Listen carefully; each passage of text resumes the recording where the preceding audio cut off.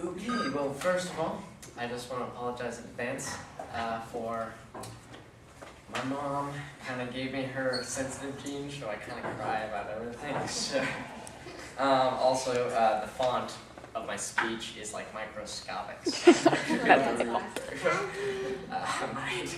is this how you guys see all the time? Yes, that's right. That's exactly right. Alright, so, and I'm also not very good at speeches anyways, but here it goes anyways. Graduation day. In my younger years, this moment always felt as though it would never come. Each year I would grow older and I would see family and friends reach this crossroad, but the thought of me actually reaching this point has always felt very distant, even up until this very morning. I have a flood of different emotions such as anxiousness, nervousness, excitement, and relief. Definitely relief.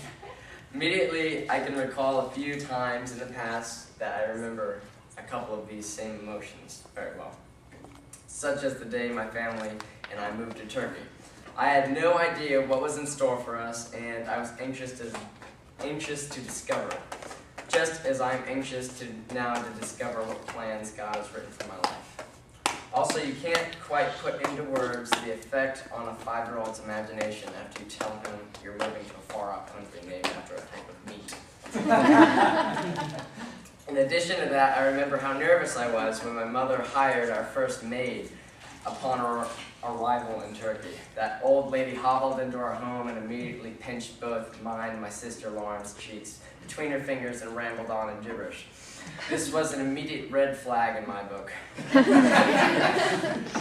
That nervous feeling is something I'm experiencing today, though a little less traumatic, because life ahead of me now looks a bit like a giant scary woman pinching my cheeks, as if to say, you're much too young for this.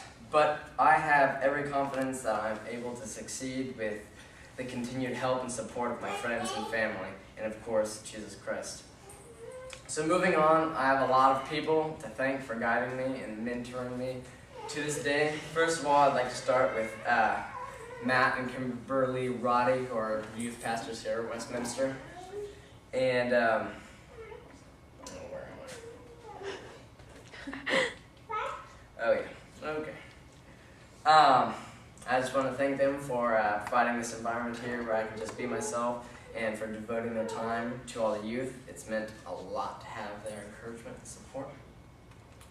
I also want to thank all my friends who actually aren't here, except for Laura and Victoria, that are here from this church and putting up with my loudness and my lame homeschool humor. So I want to thank my friends Brendan and Jenna and their family for they're a couple of my best friends. They've been with us since we lived in Korea, so we've been friends for like we've been friends for a long time. I'm not going to do the math because it's something I'm not good at. And I also want to thank my friend David Gray, because he really helped me grow in my music in our band where we used to live, and he also taught me how to step outside the box and appreciate other types of music. Without him, I'd still be listening to really crappy music. So, I'm sorry, I really can't read this very well at all.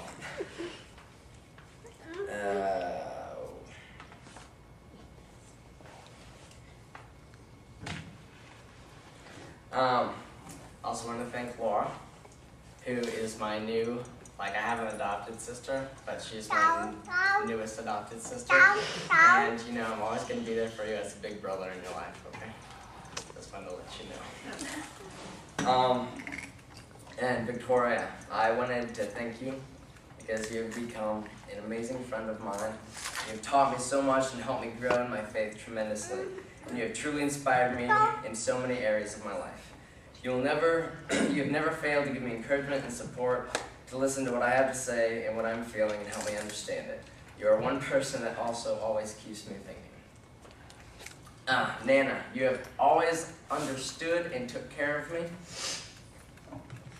And you have always fulfilled the role of a great grandmother and spoiled me senseless.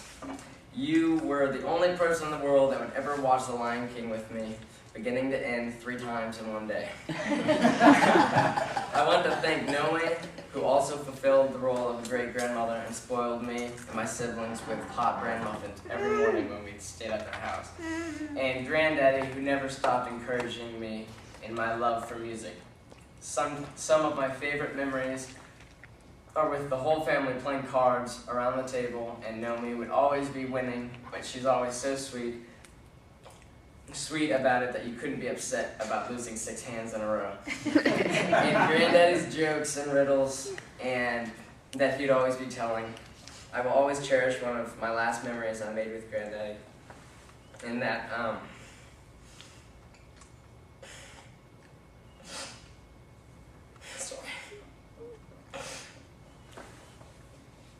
that when my Aunt Linda and I sat in the living room with my grandfather and played and sang songs from their generation on the ukulele and guitar. I also want to thank my granddaddy Warren, which he was my father's father.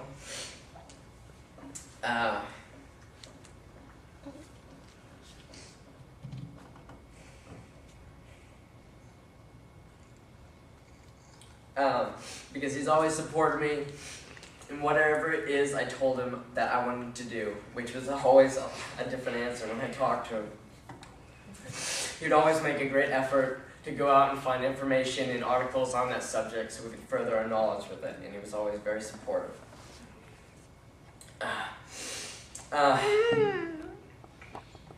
I also, getting to my siblings now,